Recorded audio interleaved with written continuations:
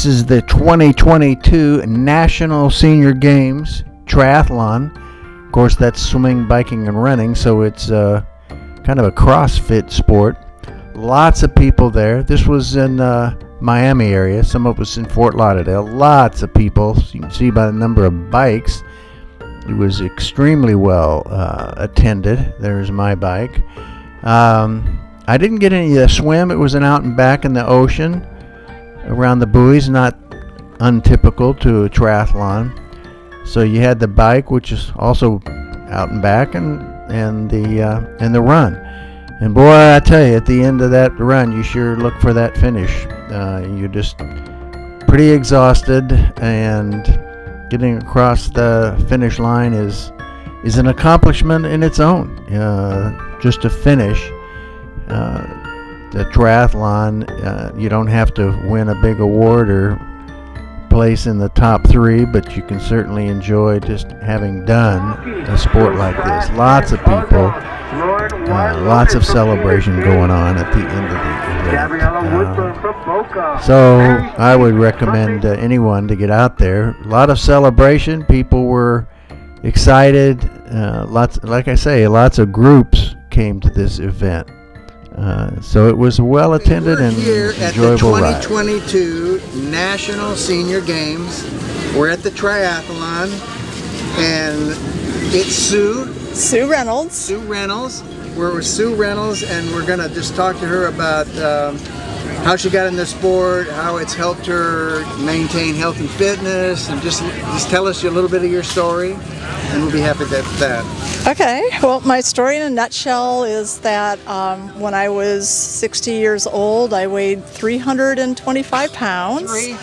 300. You're kidding. And started losing weight just to be healthy, and then started exercising to speed up the weight loss. And what year was that?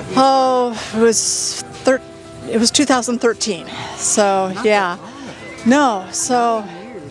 Lost all of it. Yeah, so I've lost 200 pounds, and I love it. So along the way, I was just exercising to lose the weight, and then I played this game in my mind where I thought, I'm going to train for a triathlon. I never thought I would do one, but when I was out walking, I would think, I'm doing a triathlon. Yes. So never thought I would do one, and you got a second place. I got a second place at nationals. So long story short, I went from 335 pounds finishing last in local triathlons to finishing 6th in the world in sprint triathlons. So I love it. Yeah, in like a 4-year period. And I'm old enough that we didn't have sports in school when I was a girl, so I never knew I liked sports until I was 60, and then just fast tracked. So, and I love it. That's incredible. What would you say to that person that's on that couch, with the potato chips, overweight, and look at you? They say, well, I can't do that.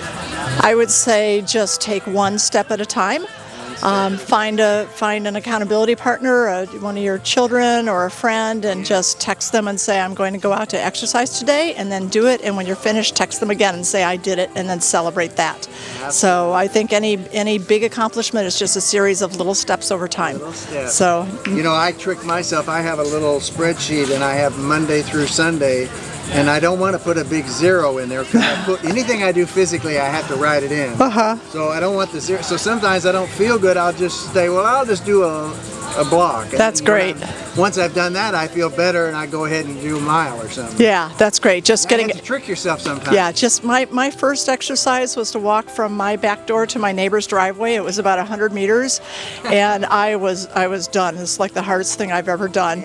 So, and then the next day we walked to the next mailbox, and then the next mailbox, and just kept going one step farther. Yeah. That's a great story. Did you say you wrote something too, or you? Yeah, so many people have said, Sue, you should write a book. And so I wrote a book about my journey. It's called The Athlete Inside. The Athlete Inside. The Athlete Inside. It's about the athlete that was inside of me that I didn't know was there until I was 60 years old. Can you get it on? You can get it on Amazon. Yeah, and all of the proceeds are going to USA Triathlon Foundation to help people with disabilities participate in sports. So when people buy the book, it was the #1 triathlon book for like a year when it first came out, and so they're getting a good read, but they're also donating to a really great cause with the foundation. That is so neat. Well, besides being motivational, which obviously you're incredibly motivating, is anything drives you, any spiritual belief, any really thing anchors you? Yeah, it's interesting that you would ask. So the book actually has a spiritual side to it too. I feel that God was using triathlon to reach out to me to strengthen our relationship. Wow. Yeah, so and that really spoke to me. And so in the book that I weave through how I never stopped believing in my faith, but just the active part of my relationship with God had kind of disappeared. Yeah. And I really think that God used triathlon to kind of reach out to me. Would you say you're a fundamental Christian? I would say I'm a Christian. Yes, okay. Yeah, I'm a Christian. Jesus Christ, the way, the truth, and the life. Absolutely. Yeah, yes. No one gets to the Father but through Him. There's no plan B. That's right. That's right. It's not politically correct, but it has to be the truth. And the other thing I've learned through all this, just like in this interview, I mean, we are all disciples of Christ, and you don't have to be a pastor. It's just whoever you meet. And for me, it was one of my coaches who first reached out to me, and I mean, who knows how many people you're going to meet that you've said this to and asked this question to this. Story. I mean, that's an incredible story. Yeah. Age 60, lost 200 pounds. 200 pounds even. That's incredible. I mean, they should have a documentary about you. Well, there you go. You can film it. Yes, yeah, we'll film it. Well, thank you. That is so inspirational, and we just thank you and for giving the glory and honor to our Savior is just wonderful. Thank you, and I really appreciate that faith question. I don't get that question a lot, so that was wonderful. And it's the most.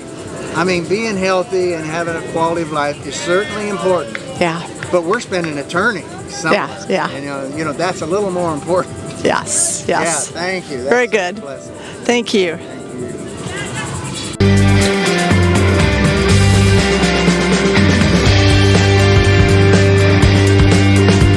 We want to thank you for watching RedefiningAging.us. I'm John Disterdick, your host.